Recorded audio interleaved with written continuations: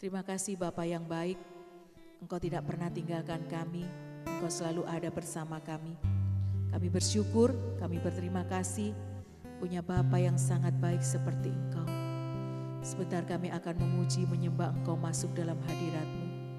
Roh Kudus pimpin kami, urapi kami. Terima kasih Bapa, terima kasih. Haleluya, haleluya. Yesus.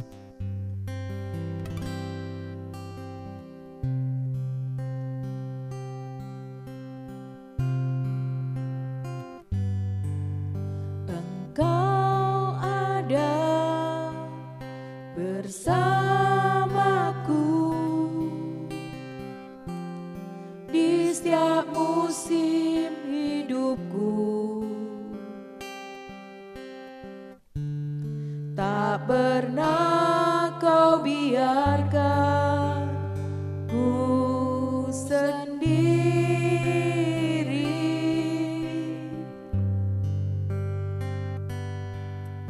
Kekuatan di jiwaku adalah bersamamu. Tak pernah ku ragukan kasih-Mu.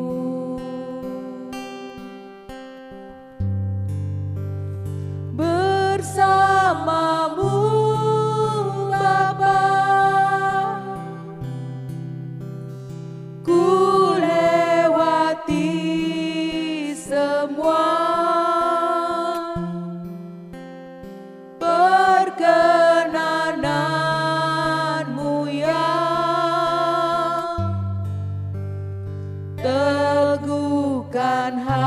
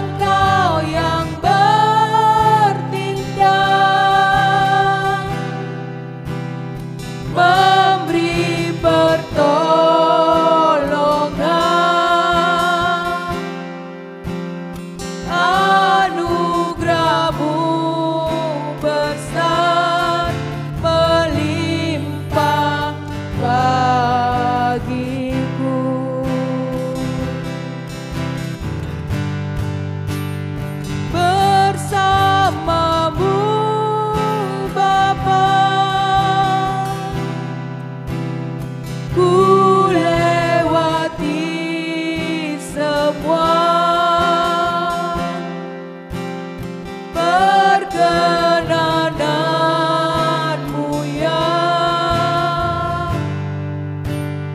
teguhkan hatiku. Engkau yang bertindak, memberi pertolongan,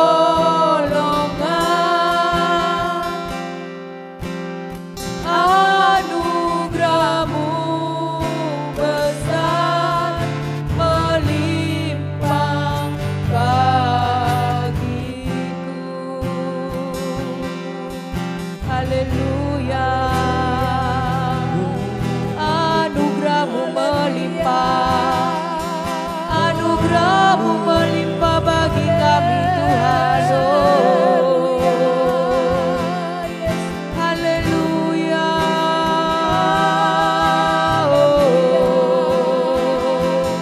Engkau ada bersama kami Tuhan. Haleluya, terima kasih terima kasih Tuhan, terima kasih kami bersyukur, kami bersyukur. Haleluya, haleluya, terima kasih Tuhan. Haleluya, Iramaralamo, Iranararalamo, Iramaralalalamo, Iraralamo, Irarararalamo. Haleluya, haleluya, Irarararalamo, haleluya, haleluya, terima kasih Tuhan. Haleluya, bersamamu Bapa ku lewati semua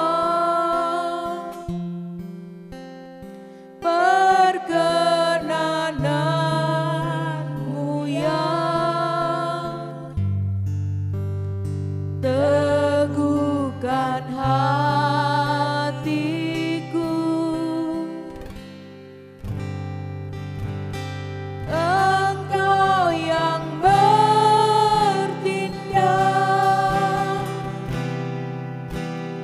memberi pertolongan,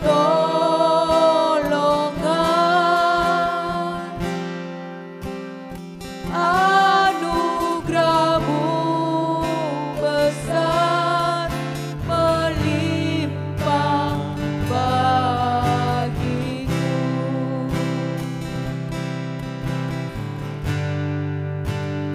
Bersamamu Bapa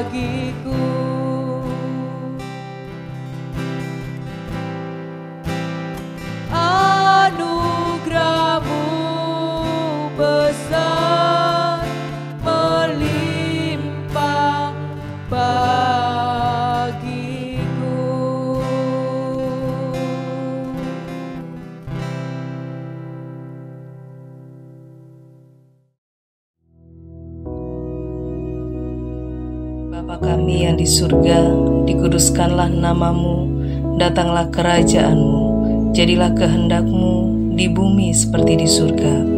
Berikanlah kami pada hari ini makanan kami yang secukupnya, dan ampunilah kami akan kesalahan kami, seperti kami juga mengampuni orang yang bersalah kepada kami. Dan janganlah membawa kami ke dalam pencobaan, tetapi lepaskanlah kami daripada yang jahat, karena Engkaulah yang empunya kerajaan dan kuasa dan kemuliaan sampai selama-lamanya. Amin.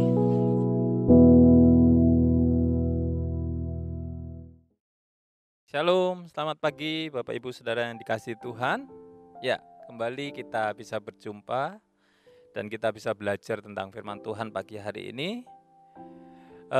Ketika kita bangun tadi ya, mungkin kita merasa bahwa kasih Tuhan itu luar biasa dalam hidup kita. Kita masih diberi kesempatan untuk kita boleh membuka mata kita masih bisa menghirup udara yang Tuhan sediakan dengan luar biasanya. Dan ini suatu anugerah yang patut kita syukuri. Karena ada banyak orang yang mungkin tidak memiliki kesempatan seperti kita. Tapi kita adalah orang-orang yang diberi kesempatan Tuhan untuk kita boleh ada sebagaimana kita ada hari ini. Puji nama Tuhan. Nah, ketika kita punya kesempatan untuk menikmati apa yang Tuhan sudah beri, saya teringat akan satu hal tentang kehidupan manusia, khususnya orang-orang yang percaya kepada Tuhan. Tempo hari saya melihat ada orang berbicara begini, namanya manusia itu pasti tidak bisa lepas dari dosa. Ketika ada seseorang mengatakan ini dan saya mulai merenungkannya, saya berpikir memang iya, manusia itu tidak bisa lepas dari dosa. Kenapa? Kalau Bapak Ibu Saudara perhatikan kehidupan kita sebagai manusia, semua manusia, semua kita ingin kita melakukan sesuatu yang benar, yang baik. Gak ada orang yang ingin dalam hidupnya melakukan satu kejahatan atau perbuatan dosa, perbuatan-perbuatan yang merugikan orang lain, perbuatan-perbuatan yang mungkin membuat orang tidak suka, tidak nyaman dengan apa yang kita lakukan. Justru sebaliknya, kita pengen memberi kepada mereka, kita pengen memberkati mereka, kita pengen menghibur mereka.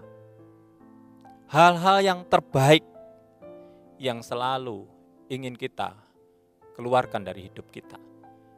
Tapi dengan berjalannya waktu, kita mulai sadar, kadangkala justru apa yang kita sadari, kita mengerti bahwa ini tidak baik, itu tidak baik, justru yang kita lakukan. Setelah kita melakukannya itu, kita boleh mulai sadar, iya ya, kenapa ya tadi saya kok sampai mengeluarkan kata-kata itu ya? Padahal sebenarnya kata-kata itu nggak pantas. Selalu di akhir setelah kita melakukan sesuatu, kita baru menyadari dan itu sudah lewat. Saudara, pagi hari ini kita akan sama-sama merenungkan kebenaran firman Tuhan khususnya tentang pertobatan. Banyak orang yang mungkin tahu bagaimana sih kita ini bisa bertobat, bagaimana sih cara bertobat. Tapi seringkali kita juga jatuh dalam dosa yang sama, tindakan yang sama. Kalau orang Jawa bilang itu kapok lombok gitu ya. Sudah tahu cabai itu pedes gitu ya. Bahkan kita sampai mengeluarkan air mata. Ya sama seperti saya nih ya. Kalau saya makan lombok itu atau cabai gitu ya. Ya enggak cabai saja sih. Cabai sama ote-ote gitu ya. Atau dengan tahu atau yang lainnya. Kalau itu tingkat kepedasannya tinggi banget, saya sampai bisa mengeluarkan air mata. Dan rasanya waktu itu saya akan katakan, aduh wes dah, saya enggak mau makan cabai lagi. Wedesnya minta ampun gitu kan. Benar-benar sepertinya kapok gitu kan. Sepertinya sudah enggak mau ngulangi lagi gitu. Kalau sudah tahu cabai, sudah rasanya wah enggak mau pegang lagi gitu kan. Berjalannya waktu, sehari, 2 hari, atau mungkin seminggu, 2 minggu, kita sudah lupa. Rasanya lombok itu kita sudah lupa. Ketika kita makan sesuatu, wah ini enggak enak ini kalau enggak ada lomboknya, begitu kan. Dan kita ulangi. Nah, pagi hari ini saya akan ambil seorang tokoh yang saya yakin saudara tahu siapa dia. Dia dikenal banget di Alkitab dan di kitab Mazmur. Ada banyak tulisan-tulisan yang kita sering baca dan kita renungkan.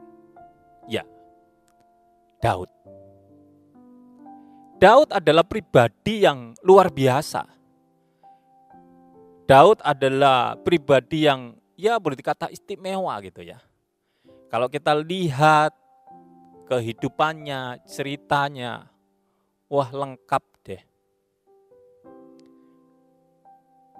Dia pernah berada di paling bawah. Dia pernah berada di tengah-tengah. Dan dia pernah ada di atas. Ini pribadi yang luar biasa.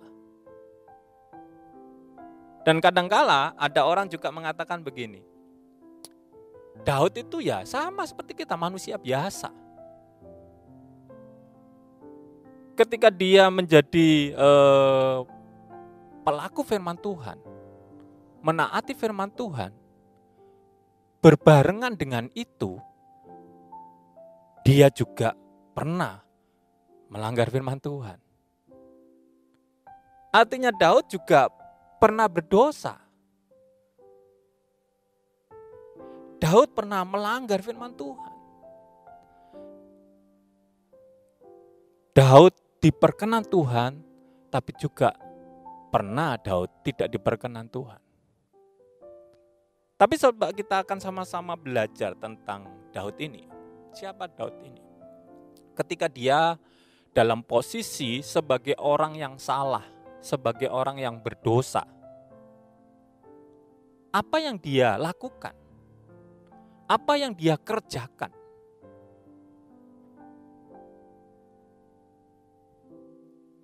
Saudara, ketika kita berpikir bahwa ketika kita menjadi pribadi yang pernah salah, melakukan satu kesalahan, saya yakin ketika saya tanya, saudara akan katakan, ya saya akan minta maaf.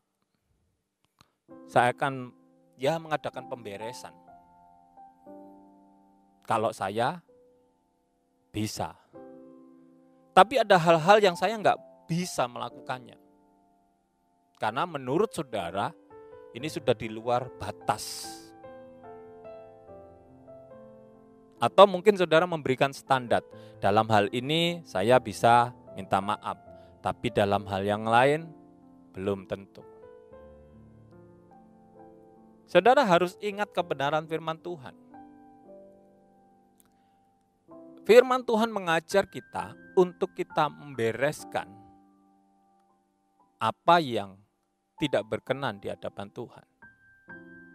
Oleh sebab itu pagi hari ini saya pilih satu tokoh ini untuk kita bisa mengerti bagaimana cara kita membereskan kepada Tuhan. Bagaimana supaya kita ini benar-benar kembali diperkenan oleh Tuhan. Karena ketika kita tetap di dalam pilihan berdosa, tidak benar di hadapan Tuhan, maka pasti perkenanan Tuhan itu tidak akan ada lagi dalam hidup kita. Saudara boleh lihat ketika Saul melakukan satu pelanggaran dan dia tidak membereskan apa yang menjadi kesalahannya, maka ada satu dampak yang harus diterima oleh Saul. Dan itu fatal. Daud pun juga pernah melakukan pelanggaran. Walaupun mungkin gak sama persis apa yang dilakukan Daud dengan Saul. Apakah berdampak? Ya pasti. Daud memang orang yang luar biasa. Kita tahu dan kita pasti ingat apa yang pernah dilakukan oleh Daud yang tertulis dalam sejarah. Dia adalah satu-satunya orang yang bisa merobohkan Goliat. Bukan dengan pedang. Dan itu dicatat, seluruh dunia tahu. Rasanya ini tidak mungkin bisa dilakukan oleh manusia. Kenapa? Karena Goliat itu adalah prajurit yang terlatih. Di atas kertas Daud gak ada apa-apanya. Tetapi dia bisa menumbangkan Goliat. Dan yang pasti, ketika dia punya catatan bisa mengalahkan Goliat, orang-orang yang melihat itu, orang-orang yang mendengar itu, kagum, bangga. Mungkin kalau zaman sekarang ngefan gitu ya. Ini adalah pribadi yang luar biasa. Pribadi yang begitu istimewa. Tetapi kita renungkan ketika kita sama-sama lihat, cari tahu perjalanan hidupnya. Orang yang luar biasa ini pun juga pernah jatuh dalam dosa. Ya, yang paling saudara ingat adalah ketika dia membunuh Uria. Ini adalah satu kesalahan fatal yang dilakukan oleh Daud. Dan dia menerima hukuman dari Tuhan. Saudara, apakah ketika Daud mengalami proses pendisiplinan Tuhan, apakah dia tidak sedih? Apakah dia tidak kehilangan sukacita? Pasti, saudara. Saudara, kalau saudara jadi orang yang sukses gitu ya, banyak pendukungnya, banyak dicintai oleh orang-orang yang ada di sekitar saudara, semua mendukung, itu sukacitanya sepertinya sempurna gitu ya. Waduh, jadi orang nomor 1, jadi sorotan banyak orang. Tiba-tiba saudara harus jatuh. Tiba-tiba saudara harus dijauhi orang, dicibir orang, dicemooh orang. Itu benar-benar sesuatu posisi yang berbalik. Dan Daud mengalami itu. Tetapi bagaimana cara Daud ketika dia berada di bawah? Coba kita akan sama-sama lihat di dalam firman Tuhan. Di dalam Mazmur pasal yang ke-6, ayat yang ke-4 sampai dengan 6. Saya akan bacakan, saudara bisa menyimak dalam Alkitabnya masing-masing. Begini bunyi firman Tuhan. Dan jiwaku pun sangat terkejut. Tetapi Engkau Tuhan, berapa lama lagi? Kembalilah pula Tuhan, luputkanlah jiwaku, selamatkanlah aku oleh karena kasih setiamu. Sebab di dalam maut tidaklah orang ingat kepadamu. Siapakah yang akan bersyukur kepadamu di dalam dunia orang mati? Lesu aku karena mengeluh setiap malam. Aku memegangi tempat tidurku. Dengan air mataku aku membanjiri ranjangku. Saudara, inilah keluh kesah Daud. Inilah isi hati Daud. Ketika dia menyadari bahwa ada sesuatu yang tidak lagi sesuai dengan Tuhan, kehendak Tuhan, tindakan-tindakannya yang salah atau berdosa di hadapan Tuhan, itu membuat dirinya lesu. Itu seperti sesuatu yang terngiang-ngiang dalam telinganya. Saudara mungkin punya pengalaman melakukan satu dosa. Saya juga pernah mengalami itu. Rasanya itu teringat terus malam ketika kita merenungkan, kok bisa ya saya melakukan itu. Mestinya saya nggak harus melakukan itu. Terus teringat-ingat, padahal itu sudah lewat rasanya. Mungkin lebih dari 1 hari, 2 hari, tapi terus menghantui kehidupan kita. Terus ada dalam pikiran kita. Apalagi kalau kita sebagai anak-anak Tuhan yang sudah terlibat dalam pelayanan gitu ya. Ketika kita melakukan satu pelanggaran atau melakukan satu dosa, rasanya itu, waduh kok saya bisa ya melakukan ini. Padahal saya sudah melayani Tuhan dan sebagainya. Rasanya kita benar-benar menyesal gitu. Kadangkala kita berdoa kepada Tuhan itu rasanya malu. Saya mau ngomong apa sama Tuhan gitu kan. Saya pernah melakukan satu kesalahan dan ketika saya berdoa, saya melakukan pemberesan sama Tuhan, itu sulit keluar kata-kata dari mulut saya. Yang ada hanya ya seperti yang dialami Daud. Saya meneteskan air mata terus menerus. Dan kata-kata saya tidak lagi keluar dari bibir saya, tapi dari hati saya. Kalau ada orang lihat, mungkin saya hanya terdiam dan menangis, bukan berdoa. Dan situasi itulah yang dialami oleh Daud. Setiap malam, air matanya membanjiri ranjangnya.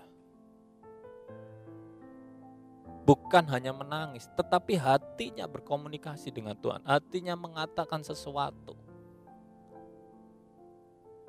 Hatinya menyesali apa yang dia lakukan. Saudara, ini adalah tindakan yang diambil oleh Daud ketika dia tahu posisinya bersalah. Ketika dia tahu posisinya tidak lagi berjalan dalam jalurnya Tuhan.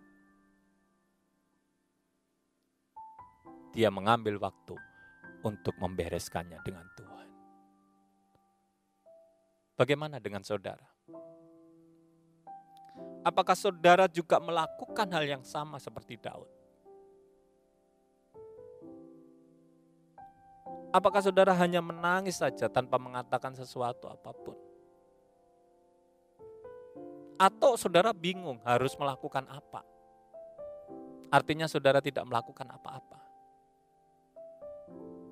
Tapi baiklah pagi hari ini kita lihat Daud ini sebagai pribadi yang bisa kita ambil sebagai contoh. Walaupun dia seorang raja, seorang yang luar biasa.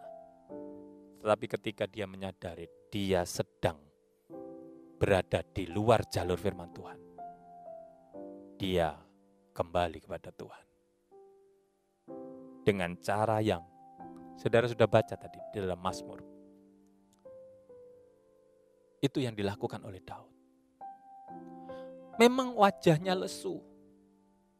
Memang keadaannya sedang terpuruk. Tetapi dia punya keinginan untuk terus bangkit. Dia datang kepada Tuhan. Dia ungkapkan keluh kesahnya. Dia minta ampun sama Tuhan. Dia benar-benar membereskan kesalahannya dengan Tuhan. Saudara, inilah yang perlu kita contoh. Inilah yang harusnya terjadi dalam hidup kita, siapapun kita. Saya yakin kita pernah ada dalam keadaan yang seperti Daud. Keluar dari jalurnya Tuhan. Kita mengambil satu keputusan yang jelas-jelas itu melanggar firman Tuhan. Jelas-jelas itu tidak berkenan di hadapan Tuhan. Dan kita ambil. Tapi pagi hari ini, okelah, itu pernah terjadi dalam hidup kita. Tapi kita punya kesempatan untuk membereskan semuanya itu. Harus dibereskan, saudara. Kenapa? Karena ada sesuatu yang harus dipertanggungjawabkan. Kalau saudara terus-menerus membiarkan itu terjadi dalam hidup saudara, saudara akan menuai hasilnya. Saudara akan memakan buahnya. Sama dengan apa yang dikatakan firman Tuhan. Kalau kita menabur satu hal yang tidak baik, kita akan menuai yang tidak baik. Mari kita bereskan di hadapan Tuhan, supaya kita tidak terus-menerus menabur ketidakbaikan. Saudara, kalau kita katakan bahwa apakah benar Daud ini bertobat atau Daud ini minta ampun sama Tuhan, artinya pertobatannya itu sejati, pertobatan yang sejati. Apa tidak sama seperti yang saya ungkapkan tadi? Ya, seperti kapok Lombok gitu kan. Apakah nanti tidak diulangi kembali? Saudara, pertobatan yang sejati itu adalah benar-benar bertobat, tidak mengulangi lagi. Saudara nanti boleh baca di dalam 1 Raja-Raja. Ketika Daud sudah menjadi tua, Daud ini mengalami kelemahan fisik. Kalau sudah orang-orang yang sudah tua itu pasti mengalami kelemahan fisik. Dan keadaan tubuhnya seringkali mengalami gangguan. Artinya kadangkala di usia-usia lanjut butuh sesuatu yang menghangatkan tubuhnya. Dan akhirnya ada beberapa orang-orang yang berada di lingkungan kerajaan itu mencarikan Daud seorang gadis gitu ya. Gadis yang cantik, perawan, untuk ditempatkan di sisi raja. Tugasnya apa? Untuk merawat raja ini atau merawat Daud yang sudah tua ini dan memberikan kehangatan bagi Daud. Tetapi ketika Daud memiliki kesempatan yang seperti ini, Alkitab mencatat Daud tidak pernah menggunakan kesempatan yang tidak baik. Dia tidak pernah menghampiri gadis ini lagi. Dia pernah punya pengalaman dengan istri Uria. Jatuh dalam dosa perzinahan. Tetapi ketika dia diberi kesempatan lagi dengan gadis yang sangat muda, cantik, dan masih perawan, tinggal dalam satu kamar, tapi tidak terjadi apa-apa. Ini adalah bukti Daud mengambil satu keputusan untuk bertobat yang sesungguhnya. Dia tidak mengulangi kembali kesalahan yang pernah dilakukan waktu itu. Oleh sebab itu, Bapak Ibu Saudara yang dikasihi Tuhan, ketika kita memilih untuk bertobat, melakukan pemberesan kepada Tuhan terhadap dosa-dosa yang kita lakukan, maka inilah yang harus kita lakukan. Bukan hanya sekedar dengan kata-kata saja, tapi kita buktikan dengan tindakan. Dan kita akan menikmati berkat Tuhan yang luar biasa. Kita akan kembali menerima perkenanan Tuhan yang luar biasa dalam hidup kita. Pemulihan terjadi dalam hidup kita. Dan kita boleh menjadi orang-orang pilihan Tuhan yang boleh menjadi berkat bagi banyak orang. Saudara siap diberkati oleh Tuhan, dipakai oleh Tuhan dengan luar biasa dalam hidup saudara, siapapun saudara, dimanapun saudara berada, apapun pekerjaan saudara. Kalau saudara mau untuk menjadi pribadi yang selalu memberikan pemberesan kepada Tuhan, hidup saudara terus diperkenan oleh Tuhan, saudara akan menjadi berkat bagi banyak orang. Siap saudara? Puji nama Tuhan. Mari kita akan sama-sama berdoa. Tuhan Yesus, kami bersyukur pagi hari ini karena Engkau boleh memakai kami Tuhan untuk menjadi saluran berkat-Mu. Karena kami sadar Tuhan, hari ini Engkau mengizinkan kami untuk ada di muka bumi ini, untuk kembali boleh melakukan aktivitas kami di sepanjang hari ini. Maka yang kami tahu Tuhan, Engkau memberi kesempatan kami untuk kami terus membereskan kehidupan kami di hadapan Engkau. Supaya kami berkenan di hadapan-Mu Tuhan. Terima kasih Tuhan, kami berdoa untuk saudara-saudara yang saat ini Tuhan sedang memiliki pergumulan dalam pemberesan setiap persoalannya dalam hidupnya. Di dalam nama Tuhan biar Roh Kudus menjamah hatinya. Sehingga pertobatan yang sejati itu boleh ada dalam hidup mereka. Terima kasih Tuhan, terima kasih. Dan setiap anak-anak-Mu boleh menjadi saluran-saluran berkat-Mu. Terima kasih Tuhan, kami mengucap syukur Tuhan. Biar sepanjang hari ini kami boleh menjadi alat-alat kemuliaan-Mu, memperluas kerajaan-Mu. Di dalam nama Tuhan Yesus kami mengucap syukur. Haleluya. Amin. Tuhan Yesus memberkati.